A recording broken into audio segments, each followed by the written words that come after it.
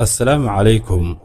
جيرالد إيركس وعالم وين وحونا كمid yahay baadariyada ugu waaweyn dalka Mareykanka. Maalmaha kamida waxa ku soo dhacday inuu isbarbar dhigo kitaabka Quraanka Kariimka iyo midka Injiilka si uu uga raadiyo kitaabka Quraanka Kariimka khaladaad, laakiinse in yariba kamay soo wareegin. Markuu sidaa gacanta ugu dhigay kitaabka Quraanka Kariimka waxa uu la kulmay arrin mucjiso ah oo aad u weyn, taasoo ku riixday inuu qaato diinta Islaamka. bal haddaba aan la wada soconno sida wax u dhaceen iyo waxyaabihii uu ka arkay kitaabka Quraanka Kariimka iyo sababta ku kaliftay inuu si dhaqsa diinta Islaamka u qaato. si wanaagsan ay la wada soconno qisada, laakiinse intaynaan qisada bilaabin waxaan idinka codsanaynaa daawadayaasha sharafta leh inaad nagu garab gashaan like-ta, share-ta iyo subscribe-taba, gambaleelkana furo si ay kuu soo gaadhaan qisooyinkan aadka u macaan mid kastoonu soo dhigno.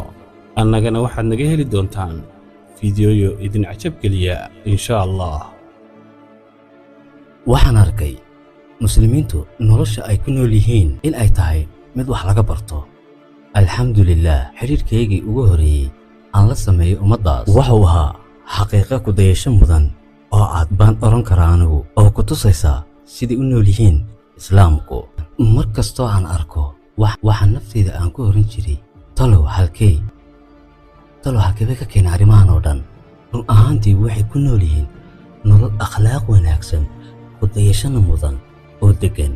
arrinku sidaad u malaynaysaan maaha. run ahaantii in aad muslim noqoto ma beddelayso jinsiyaddaada iyo bi'ada aad ku nooshahay. runtii waa say dad badan aaminsan yihiin oo kristan ah. run ahaantii anigu waxaan ahay nin Amerikaan ah